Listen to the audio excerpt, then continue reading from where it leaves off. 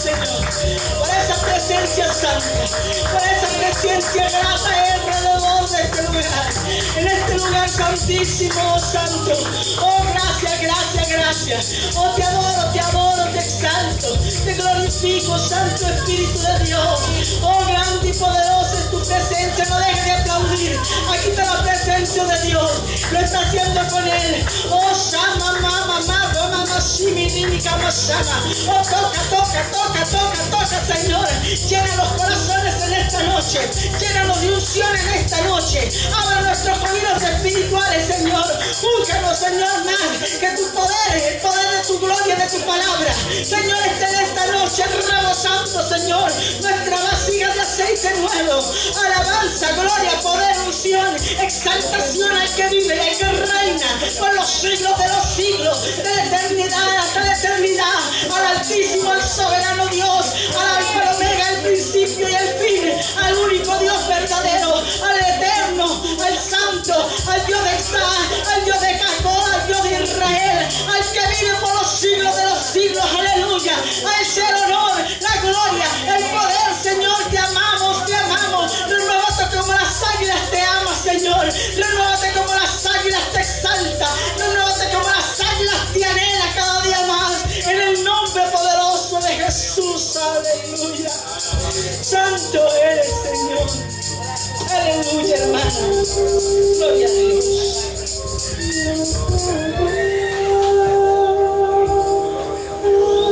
Sí.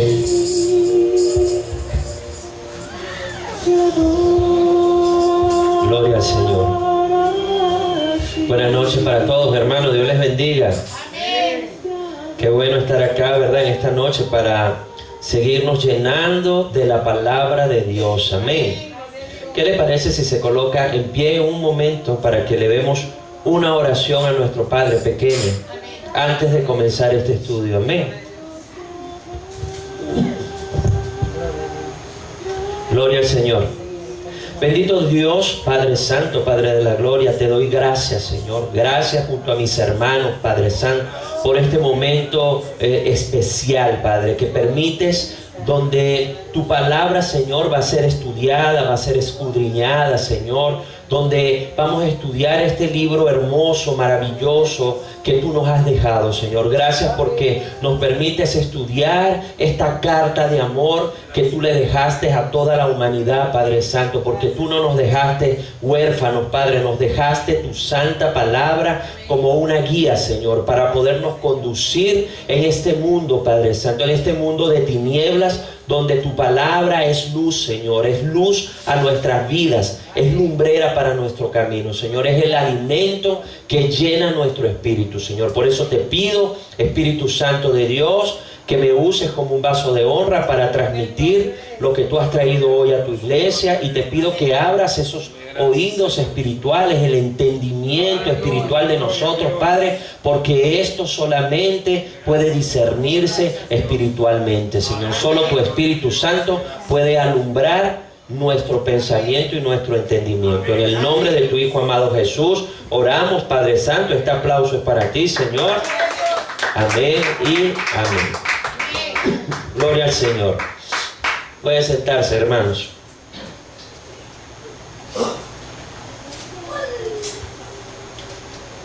Bien, ¿cuántos trajeron la Biblia hoy? A ver, gloria al Señor. Tenemos que traer la Biblia. ¿Por qué? Porque esto es un estudio bíblico. Amén. Entonces, si no traemos, eso es como cuando uno va a un juego de fútbol y no lleva el balón, entonces no vamos a hacer nada, ¿ok? Gloria al Señor. Bueno, ¿qué le parece si busca allí en su Biblia Primera de Pedro 3:15? Antes de comenzar, me gustaría leer este verso. Primera de Pedro, capítulo 3, verso 15. Allí vamos a ver por qué nosotros debemos estudiar la Biblia, por qué debemos escudriñarla. Porque cualquiera pudiera decir, pero bueno, ¿para qué tanto estudio bíblico? ¿Para qué vamos a hacer un estudio bíblico? Entonces el mismo Pedro, el mismo apóstol Pedro, nos da las razones para que nosotros nos instruyamos y escudriñemos la palabra. Fíjense lo que dice allí.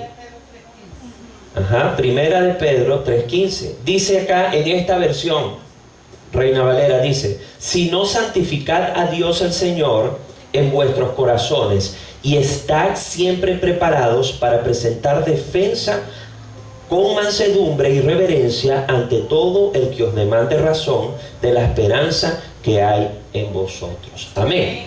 Yo sé que este versículo es ampliamente conocido, pero no quisiera comenzar sin antes hacer esta aclaratoria. ¿Por qué? Porque dice otra versión: honren al Señor estando preparados para presentar defensa ante todo aquel que demande razón de la fe que hay en vosotros, que es en Cristo Jesús. ¿Qué quiere decir? Que si nosotros no nos preparamos, vamos a deshonrar a Dios. Porque aquí dice: honren al Señor estando preparados. Si usted no se prepara, va a deshonrar a Dios. Amén. Entonces, muy importante para aquellas personas, sobre todo si nos están viendo también por el internet, para que tengamos esto bien en claro. Amén. Yo le comentaba al pastor Helber y a la pastora Mariluz esta semana con respecto a esto de los estudios bíblicos, que debíamos estarlo anunciando de manera reiterada, ¿verdad? A la iglesia, invitar a las personas que conozcamos. ¿Por qué? Porque yo lo asemejaba a un banquete. Esto es un banquete que nosotros estamos trayendo hoy para acá, o está trayendo, mejor dicho, el Señor a su iglesia. Yo me hacía esta pregunta y yo les comentaba a ellos: ¿cómo se sentiría usted si usted invita a unas personas a su casa a comer? Usted le dice: mira, vente el martes a las 7 que te tengo una exquisitez allí, te voy a preparar un plato exclusivo para ti. Y resulta que usted esa semana va a comprar los mejores ingredientes, todo lo mejor, prepara ese plato exquisito, y resulta que el martes a las 7 está esa comida allí suculenta, y resulta que no llegaron ninguno de los invitados. ¿Cómo cree usted que se sentiría usted en ese momento? No se sentiría agradado, ¿verdad que no? Pues de la misma manera pienso yo que se siente Dios cuando Dios prepara estos banquetes y las personas no quieren venir a comer ese banquete, ese plato exquisito que Dios ha traído para nosotros. Y muchas veces yo reflexionaba ahora y sentí esto de parte de Dios, que muchas veces algunas personas de la iglesia prefieren comer de la basura. Así me llegó el pensamiento. Muchas veces hay personas en la iglesia que, a pesar de que Dios les ofrece estos banquetes, ellos prefieren ir y escudriñar, como cuando la gente anda por allí con hambre, que revisa los botes de basura. Van y revisan en la basura para comer. ¿Cuál es esa basura? Por ejemplo, el internet. Hay cristianos, hermanos, que se la pasan más metidos en internet que en la palabra de Dios. No es malo meterse en internet e investigar, pero muchas veces están comiendo de allí, es basura. Basura, porque allí, igual como hay cosas buenas, hay muchas cosas que no son verdad. Hay bastante basura. Entonces, si Dios nos provee este plato exquisito, vamos a aprovecharlo. Amén. Gloria al Señor. Bueno, yo le pido al Señor que hoy podamos degustar este plato exclusivo que nos ha traído. Amén. Gloria al Señor. Bueno, antes de seguir, ¿verdad?, o comenzar este estudio, a mí me gustaría hacer una pequeña aclaratoria. Ya saben que la semana pasada comenzamos a estudiar, ¿verdad?, a hacer este tipo de estudios bíblicos. Y yo quisiera aclarar, aunque acá yo sé que lo sabemos, pero los que nos vean por el internet, que nosotros vamos a escudriñar, a estudiar un libro entre comillas y entre paréntesis. ¿Por qué? Ya se lo voy a explicar. Y yo digo que este es un libro que para nosotros los creyentes, es considerado la palabra de Dios. Amén. Entonces, es muy importante que tengamos esto en claro para lo que vamos a ver más adelante. ¿Por qué? Porque cuando yo me refiero a un libro entre comillas y entre paréntesis, es porque todos sabemos que la Biblia para muchas personas es un libro, pero todos los que estamos acá sabemos que es un libro que contiene 66 libros o rollos, como usted quiera decir, aunque algunos son cartas que son llamados libros, como la carta de Judas, que apenas tiene una paginita, pero es llamado libro. Y son 66 libros que están acá contenidos Y muchas personas que no conocen creen que estamos estudiando un solo libro, cuando en realidad son 66 libros que estamos estudiando. Amén. Es un compendio de libros. De hecho, si no lo sabía, la palabra Biblia proviene de la palabra biblos, que significa conjunto de libros, que fueron colocados acá según el canon judío y el canon cristiano, que fueron considerados como inspirados por Dios. Amén. Entonces, es importante que sepamos todas estas cosas. ¿Por qué? Porque la Biblia no es cualquier libro, ¿saben? Son 66 libros que fueron inspirados por Dios, pero fueron escritos por 40 personas aproximadamente. Entre ellos reyes como David, pescadores como Pedro, médicos como Lucas, mencióneme otro por allí, recaudadores de impuestos como Mateo, etcétera.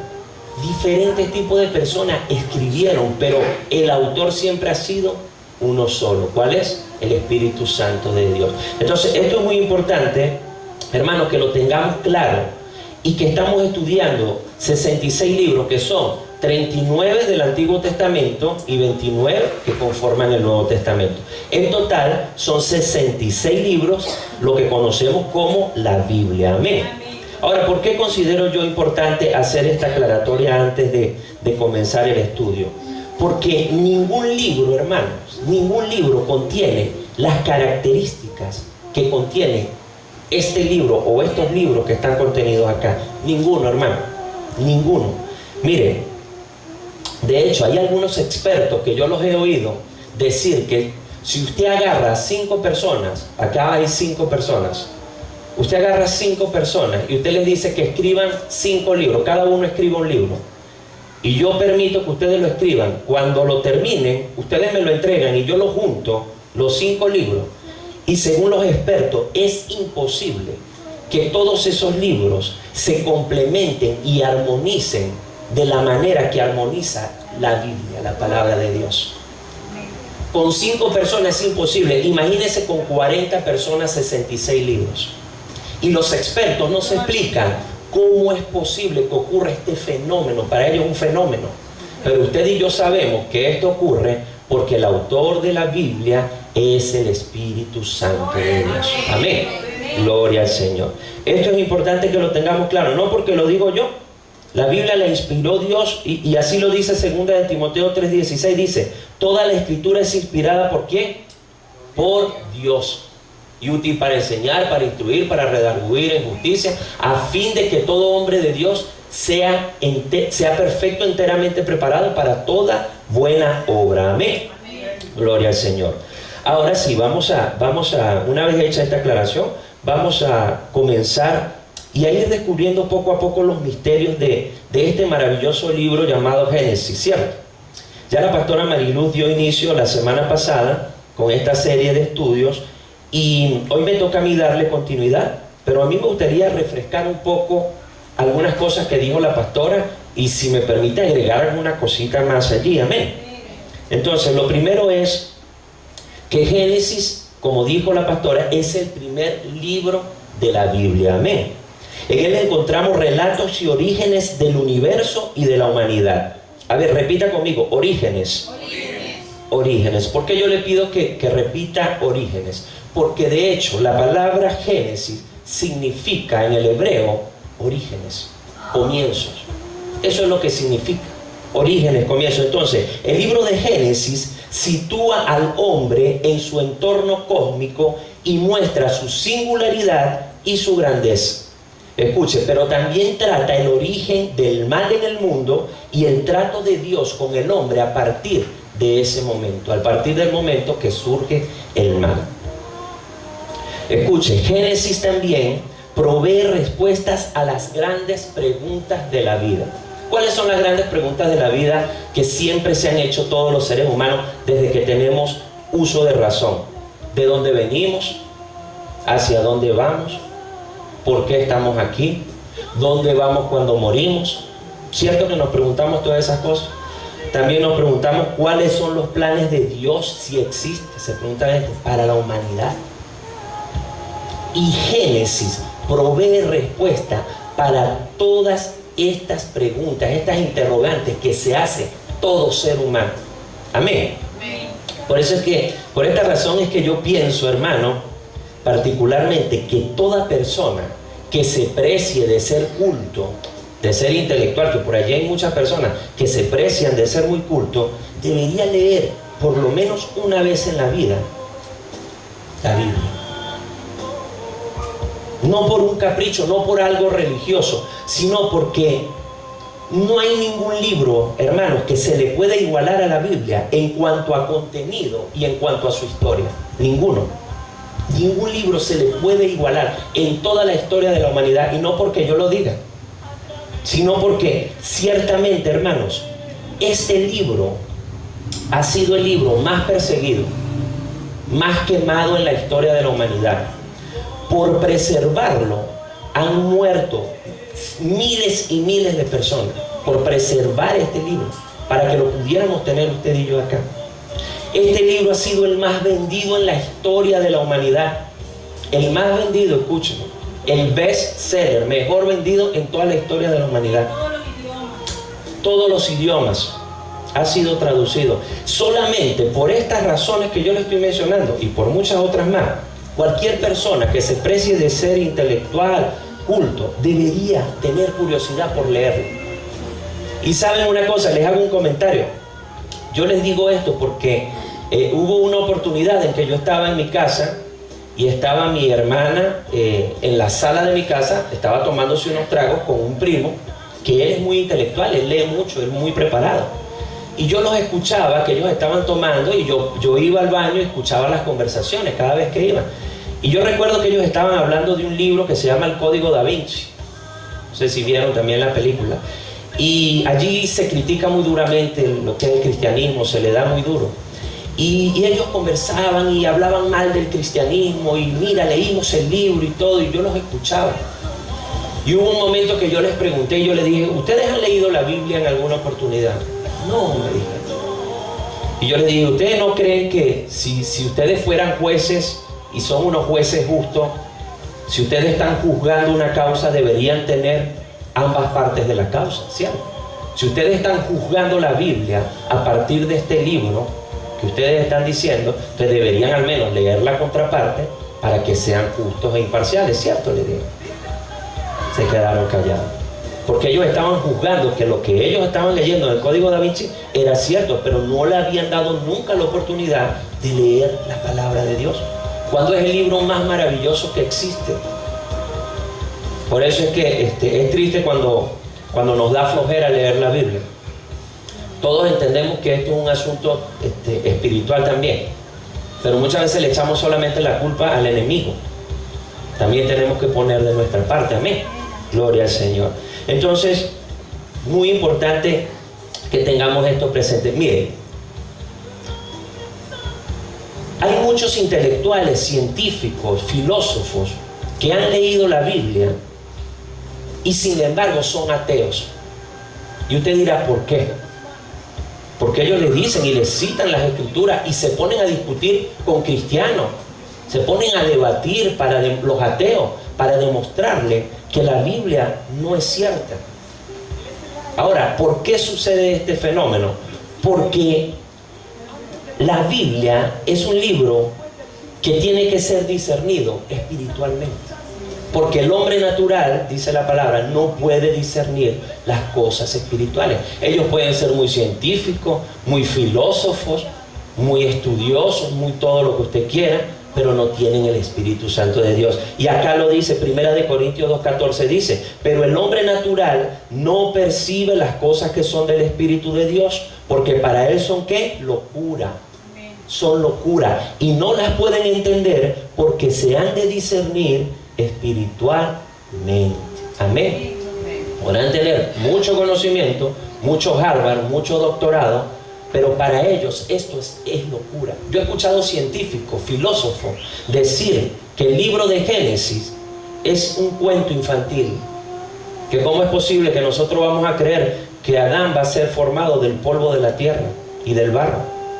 ¿Cómo es posible que nosotros vamos a creer que Eva fue sacado de un costado, de una costilla de un hombre? Ellos lo ven. Los científicos se burlan de esto. De hecho, recuerdo que yo escuché a al expresidente que ya falleció, no voy a mencionar nombres acá, lo escuché en una oportunidad decir que la historia del Génesis, de la creación de Adán, de la tierra, que eso era un cuento de niños, que eso no era así.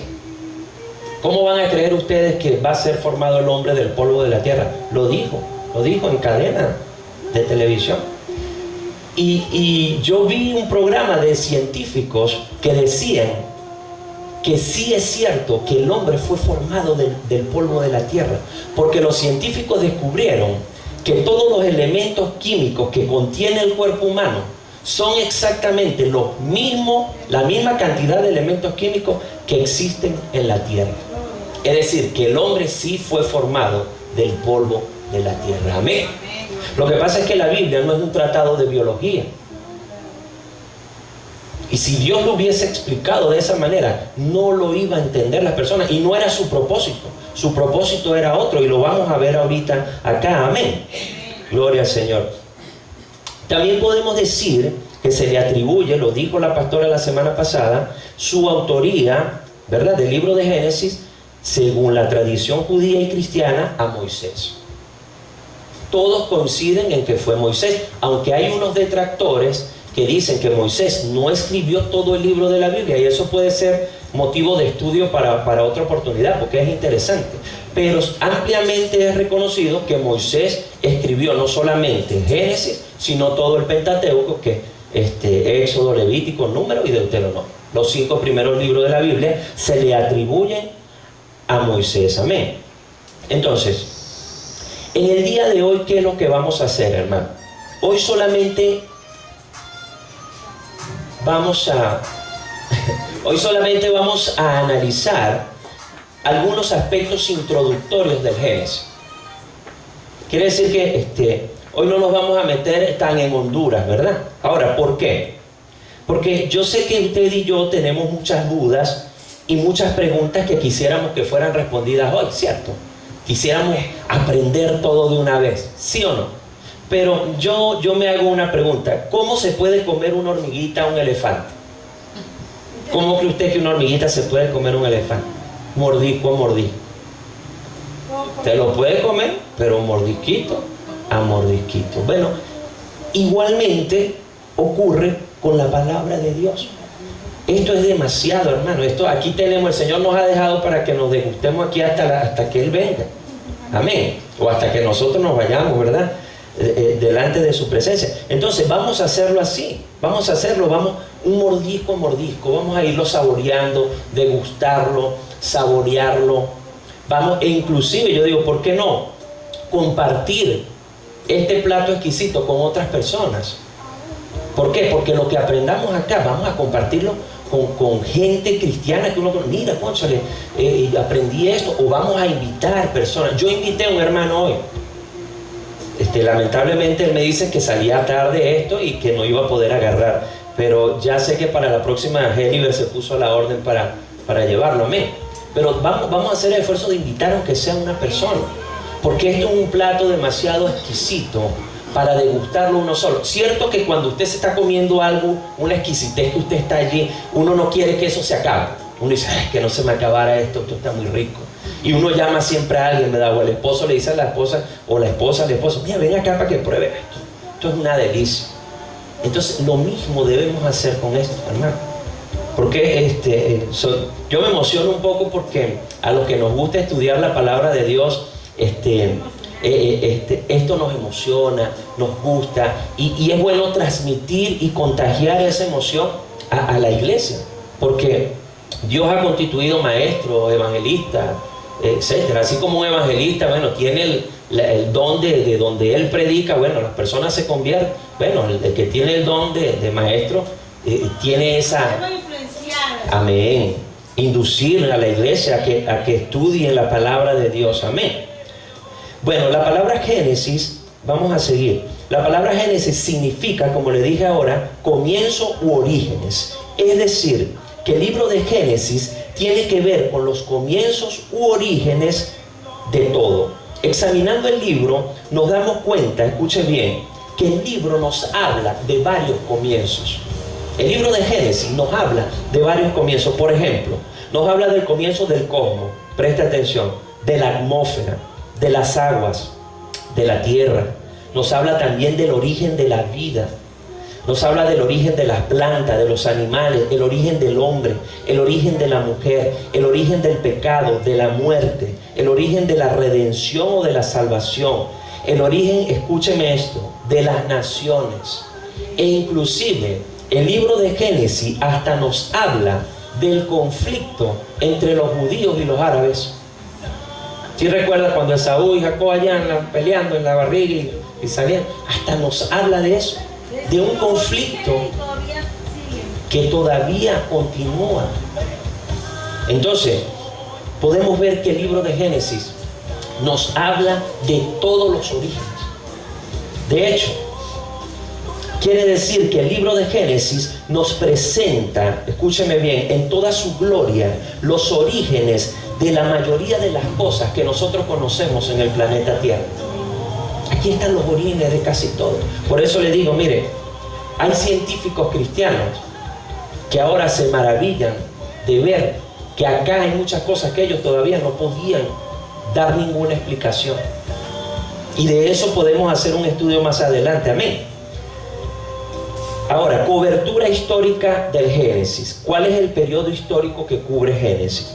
Desde la creación hasta la muerte de José en Egipto. Eso es lo que usted va a conseguir en Génesis.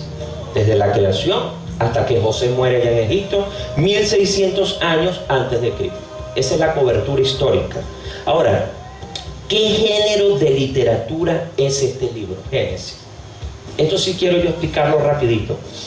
El que no sabe lo que es un género literario, es un estilo de escritura.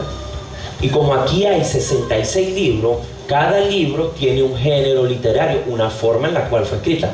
Pongo un ejemplo. Por ejemplo, Génesis, el género literario, él es un libro histórico, porque acá lo que contiene es historia. De hecho, Éxodo, Número, Deuteronomio también, esos son libros históricos. Pero también existen otros géneros literarios acá en la Biblia. Por ejemplo, acá hay libros poéticos, como el Cantar de los Cantares. Hay libros sapiensales, de sapiencia, de pensar, que son Eclesiastés, el otro, Proverbios. Ajá, existen libros apocalípticos, como Revelación. Ajá, Daniel creo que es considerado un libro apocalíptico también. Entonces, sí hay diferentes géneros literarios en los cuales están escritos la Biblia. Amén. Entonces, este libro es histórico. Amén.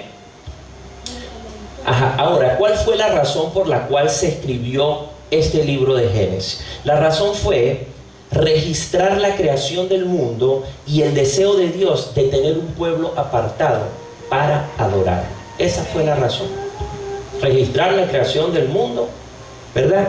Y Dios tenía un deseo de tener un pueblo apartado para adorarlo. Esa es la razón por la cual se escribió Génesis. Ahora, yo quiero decirles algo en cuanto a la cronología o los tiempos, mejor dicho, del Génesis. ¿Cuáles son los tiempos que maneja?